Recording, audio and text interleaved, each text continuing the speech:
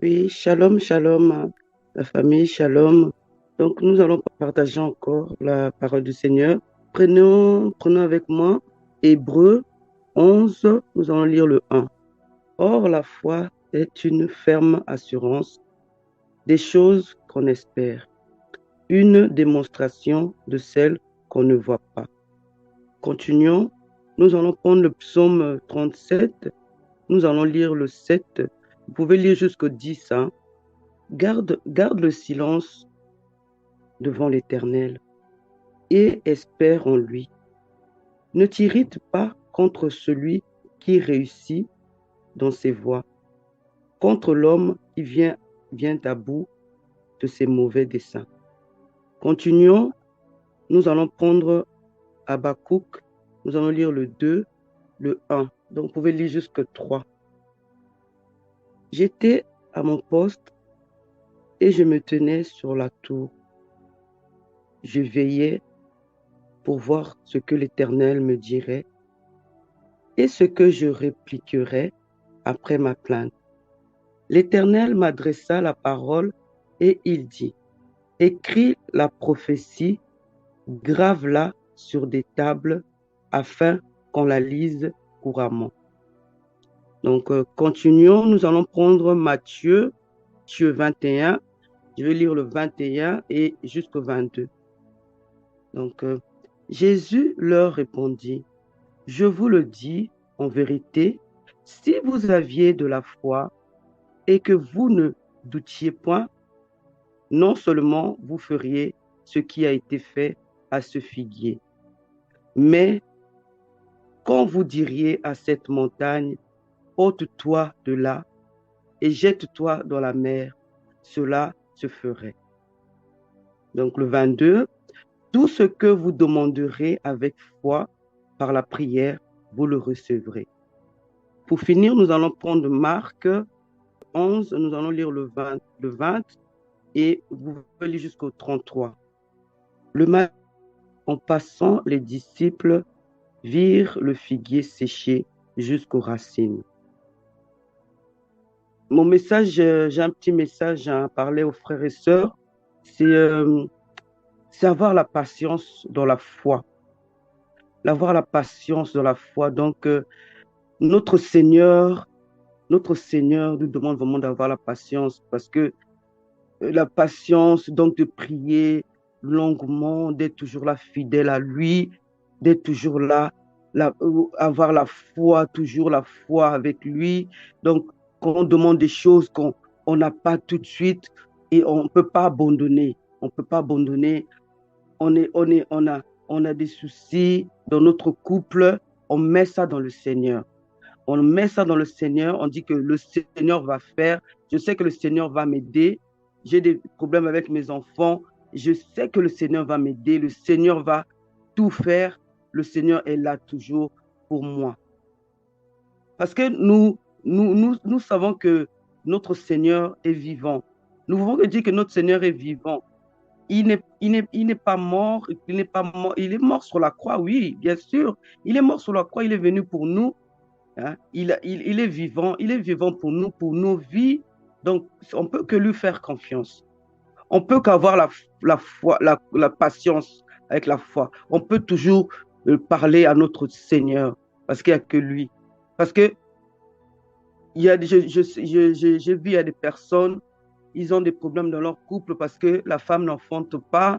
Ils vont voir les fétiches, ils vont... Non, parce que après, tu as des soucis après avec les fétiches là. Après, ils vont te demander plein de choses.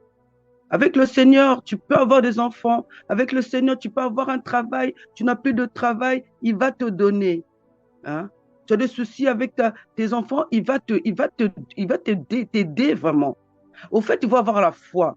Tu te dis, non, je ne peux pas aller ailleurs. J'ai que mon Dieu qui est là. Je vise seulement sur lui parce que je sais que c'est lui qui est là. Il va me donner des enfants. Il va me donner un mari. Il va me donner, même si ça dure. Sarah, il enfanta à quel âge? Vous voyez l'histoire de Sarah? Il enfanta à quel âge? Donc, il faut toujours avoir la foi. Il faut toujours. Il n'y a que le Seigneur. Même si le diable vient toujours, il va te tromper. Il va dire, mais tu as vu, tu es resté des années, tu n'as même pas d'enfant. Hein? Regarde, tu n'as même pas un mari, mais tu auras, tu auras. En fait, c'est toi qui dois avoir la foi. Tu dois dire non, moi, il n'y a que mon Dieu. Le diable, tu ne peux pas me tromper. Tu ne peux pas me tromper. Je sais que c'est le Seigneur qui va me donner. Le Seigneur qui va me donner un toit. Le Seigneur qui va me donner un mari. Le Seigneur qui va me donner des enfants. Il n'y a que lui. C'est ça, avoir la patience dans la foi. C'est avoir la patience. Je n'ai que mon. Tu es dans la drogue. Tu es dans la drogue. Tu appelles le Seigneur. Tu dis, Seigneur, regarde, regarde ces trucs que je prends là. Seigneur, je ne veux plus, je ne veux plus, je ne veux plus me droguer. Regarde la vie de ma famille. La drogue, là, ça me coûte cher. Seigneur, aide-moi, aide-moi, aide-moi. Le Seigneur va t'aider. Le Seigneur est là pour toi. Le Seigneur n'abandonne pas ses enfants, n'abandonnera jamais ses enfants. Le Seigneur est toujours là. Il suffit de l'appeler. Il suffit de l'appeler. Tu dis, Seigneur, j'ai besoin de toi, mon Dieu. Il faut avoir la foi. Il faut prier, prier, prier, prier sans cesse. Prier sans cesse. Et puis, te mettre dans la tête qu'il n'y a que lui qui peut t'aider. Il n'y a pas de fétiche. Tu ne peux pas aller voir le féticheur, même que ce soit pour un travail, même que ce soit dans la famille. La famille a des problèmes, tu mets ça dans le Seigneur. Tu mets ça dans le Seigneur, tu mets ça dans le Seigneur. Parce qu'il n'y a que le Seigneur qui peut te sauver. Il n'y a que le Seigneur qui est le maître de ton corps. Tu as une maladie quelque part, ton corps ne marche pas, ton corps, tu commences à boiter. Tu dis, mais Seigneur, c'est quoi ça? C'est quoi ça, Seigneur? Je sais que c'est toi qui es venu pour nous sauver. Je sais que c'est toi qui es le Dieu Tout-Puissant. Je sais que tu es le maître de ma vie. Je sais que c'est toi qui vas me donner des enfants. Tu es le maître de ma vie. Tu es le maître de ce monde. Tu lui fais confiance. Voilà la patience. Je vais attendre. Je vais attendre des années, des années. Seigneur, tu lui parles. Tu dis, Seigneur, je sais que je n'ai pas encore un enfant.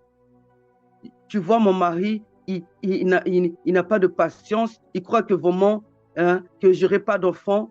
Regarde ma belle famille. Ma belle famille, il faut que parler, parler, parler. Ça fait 5 ans qu'on n'a pas d'enfant. Mais je sais que toi, Seigneur, tu vas me donner. Je sais que toi, Seigneur, tu vas me donner. Parce que tu es mort sur la croix, tu es venu dans ce monde pour moi. Donc, il n'y a personne qui va me sauver. Il n'y a que toi qui vas me sauver. Voilà avoir la patience dans la foi.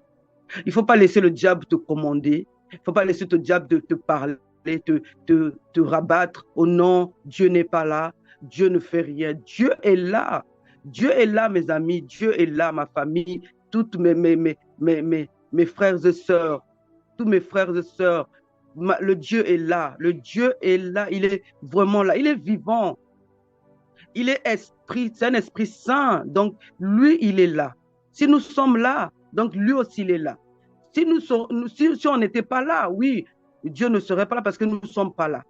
Mais tant que nous sommes là, Dieu est là et avec nous, il veille sur nous, nuit et jour. Il suffit seulement qu'on le parle. Il suffit seulement on lui fasse confiance et il fera tout ce qui est dans son possible, il le fera.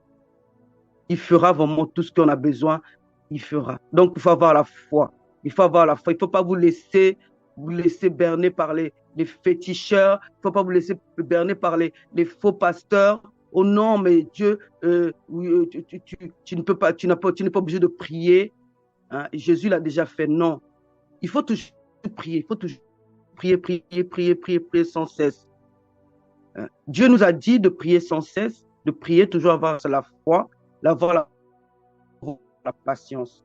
La patience, ça paye. La patience, vraiment, quand tu as la patience, Dieu fait toutes choses. Dieu vient te soutenir. Dieu viendra vraiment te faire du bien. Voilà. En tout cas, bonne journée, bonne journée. J'espère vraiment ce message-là vous fera vraiment du bien. Bonne journée dans vos préoccupations. Bonne journée. Amen, gloire à Dieu. Je vais aussi partager, donc je vais partager sur le thème tous ceux qui veulent vivre pieusement en Jésus-Christ seront persécutés. Donc, le thème est tiré de 2 Timothée 3, verset 12. Donc, il est dit, Or, tous ceux qui veulent vivre pieusement en Jésus-Christ seront persécutés. Prenons encore un autre verset. Nous allons prendre euh, Jean 15, verset 10, pardon, verset 18 à 20. Si le monde vous hait, sachez qu'il m'a haï avant vous. Si vous étiez du monde, le monde aimerait ce qui est à lui. Mais parce que vous n'êtes pas du monde et que je vous ai choisi du milieu du monde, à cause de cela, le monde vous hait. Souvenez-vous de la parole que je vous ai dite. Le serviteur n'est pas plus grand que son maître. S'ils m'ont persécuté, ils vous persécuteront aussi. S'ils ont gardé ma parole, ils garderont aussi ma parole. Matthieu 5, versets 10 à 12. Heureux ceux qui sont persécutés pour la justice, car le royaume des cieux est à eux. Heureux serez-vous lorsqu'on vous outragera, qu'on vous persécutera et qu'on dira faussement de vous toutes sortes de mal à cause de moi. Réjouissez-vous et soyez dans l'allégresse, parce que votre récompense sera grande dans les cieux, car c'est ainsi qu'on a persécuté les prophètes qui ont été avant vous. Prenons 1 Pierre 4, versets 12 à 14. Bien-aimés, ne soyez pas surpris comme d'une chose étrange qui vous arrive de la fournaise qui est au milieu de vous pour vous éprouver. Réjouissez-vous au contraire de la part que vous avez aux souffrances de Christ, afin que vous soyez aussi dans la joie et dans l'allégresse lorsque sa gloire apparaîtra. Si vous êtes outragés pour le nom de Christ, vous êtes heureux, parce que l'Esprit de gloire, l'Esprit de Dieu repose sur vous. Bien aimé, le thème c'est « Tous ceux qui veulent vivre pieusement en Jésus-Christ seront persécutés ». Et la question est posée, es-tu persécuté? Ou quand tu es persécuté, comment réagis-tu face à la persécution? Bien aimé. Le Seigneur nous fait comprendre que nous serons persécutés. Maintenant, ce que nous devons savoir, c'est de réaliser que nous serons persécutés tout au long de notre vie, bien aimé. Mais la question, elle est posée. Comment réagis-tu face à la persécution? Puisqu'elle viendra. Pourquoi elle viendra? Mais parce que nous avons fait le choix de suivre Jésus-Christ. Parce que nous avons fait le choix de vivre selon notre modèle, Jésus-Christ. Nous avons fait le choix de marcher selon sa voie, selon ses traces.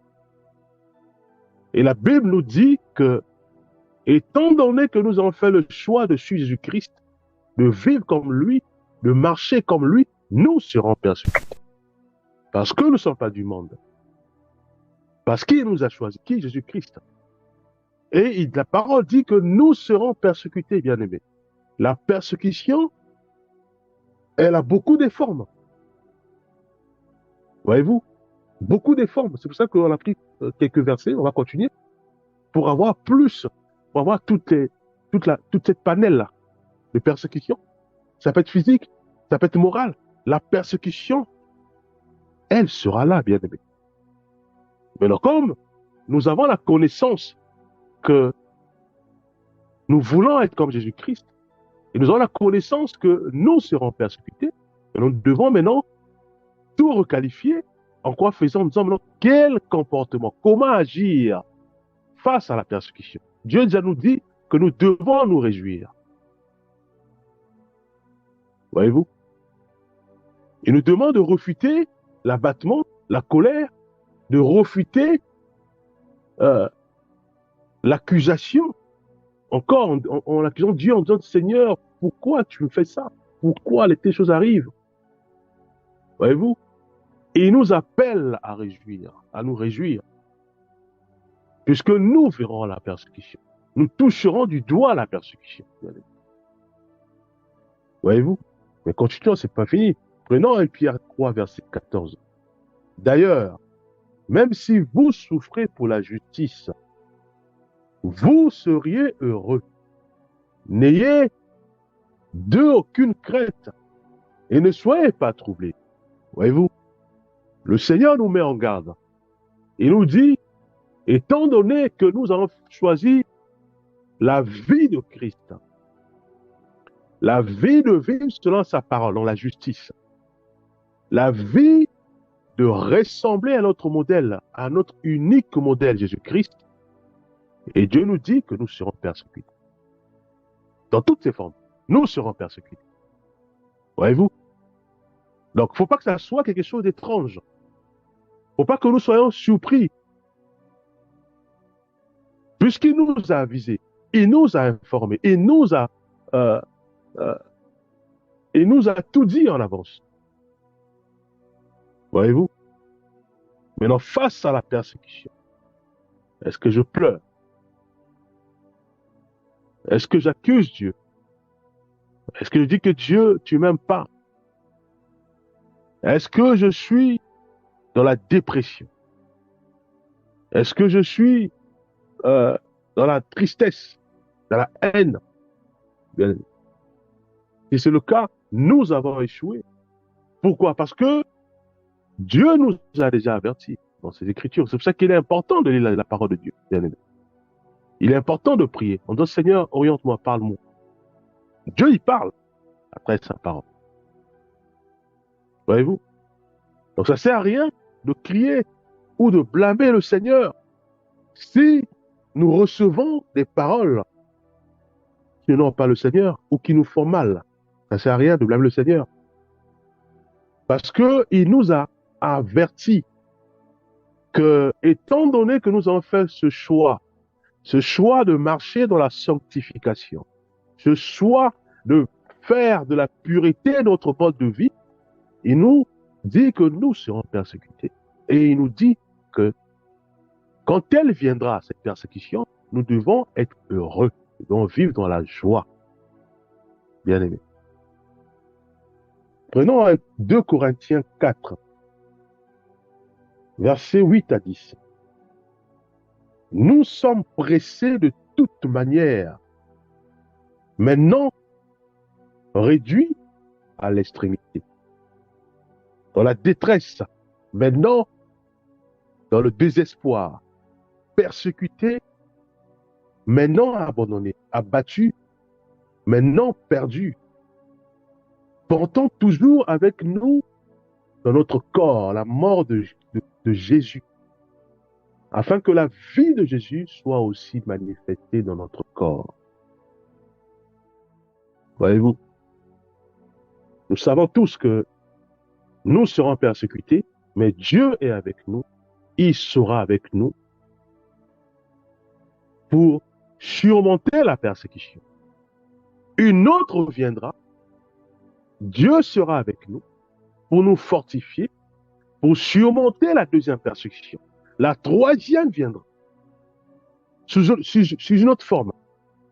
Dieu sera avec nous pour nous relever, nous fortifier, à surmonter la troisième persécution.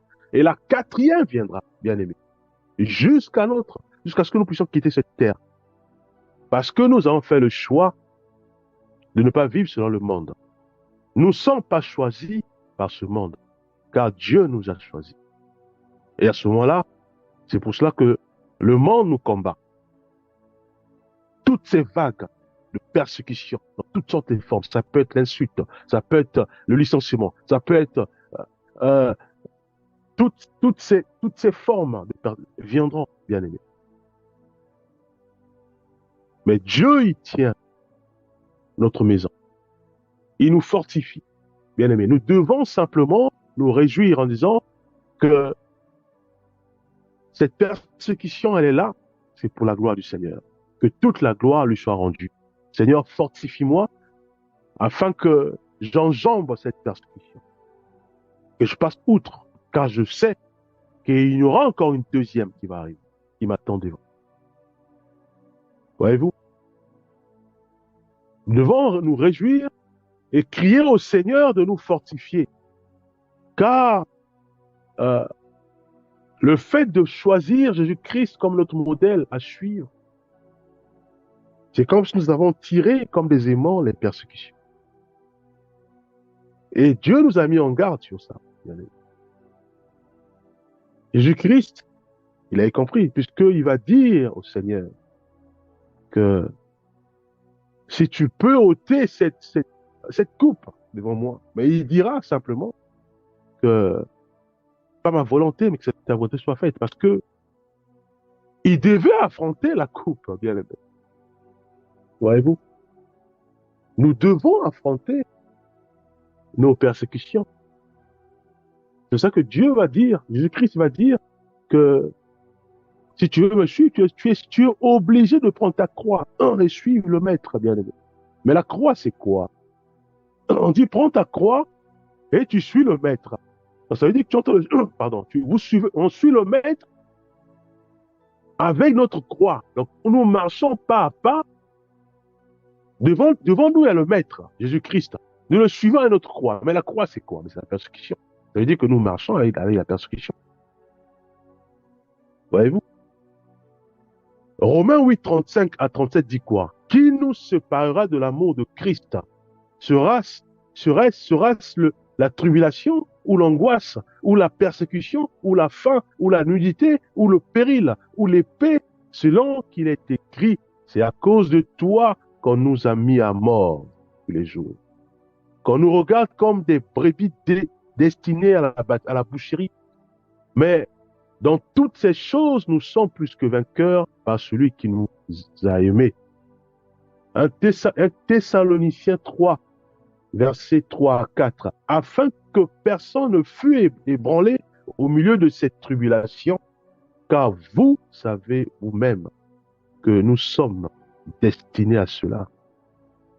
Et lorsque nous étions auprès de vous, nous vous disions d'avance que nous serions exposés à des tribulations, comme cela est arrivé, et vous savez, bien aimés. Philippiens 1, 29. Car il vous a été fait la grâce par rapport à Christ, non seulement de croire en lui, mais encore de souffrir pour lui. Et il appelle ça la grâce, bien aimé. Voyez-vous? Parce qu'il sait que Christ nous a dit de nous réjouir. Voyez-vous? Il y aura des persécutions. Il y aura toutes sortes de vagues, toutes sortes de pressions, bien aimés. Pour ceux et celles qui ont fait le choix de vivre pieusement en Jésus-Christ. Voyez-vous?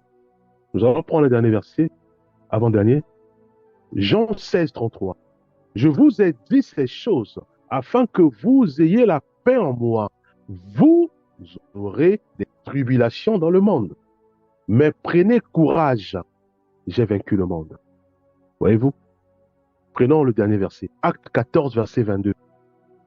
Fortifiant l'âme des disciples, les exhortant à persévérer dans la foi et disant que c'est par beaucoup de tribulations qu'il nous faut entrer dans le royaume de Dieu. Voyez-vous, tout est dit. Tout est dit, bien aimé. Alors, face à la tribulation, face à la persécution, comment réagis-tu, bien aimé? Puisque même la tribulation, elle est conditionnée pour accéder au royaume de Dieu. Il dit, c'est par beaucoup de tribulations qu'il nous faut entrer dans le royaume de Dieu. Bien aimé. Arrêtons de blâmer le Seigneur. Arrêtons de blâmer le Seigneur, bien aimé. Faisons comme Job. Toutes les vagues, toute forme de tribulation, il a reçu. Les enfants par là, les bœufs de l'autre côté. Toutes les tribulations, jusqu'à sa mort, jusqu'à sa peau, parce qu'il était aussi malade. Il dit que le Seigneur a donné, le Seigneur a repris que toute la gloire lui soit rendue. Il a glorifié le Seigneur. Dieu nous appelle à nous réjouir face à toutes ces vagues, dans toutes ces formes, des vagues, bien-aimés. Nous allons prier. Le Dieu d'Abraham, d'Isaac et de Jacob, fais-nous grâce, Père. Fais-nous grâce que notre foi ne soit pas altérée face à toutes ces vagues, toutes ces pressions, toutes ces tribulations. Nous voulons, Éternel des armées, avoir nos regards fixés vers toi, car c'est toi seul qui tiens notre barque. C'est toi qui tiens notre maison. C'est toi, Père, qui nous fortifie, qui nous fait grâce de ne pas chavirer, mais d'enjamber les tribulations et d'avancer. Car tu es avec nous et tu vis en nous et tu nous fortifies. Béni sois-tu pour cette grâce. Merci aussi pour le Saint-Esprit qui est en nous et qui nous fortifie. Au nom puissant de Jésus-Christ, nous avons ainsi prié. Amen.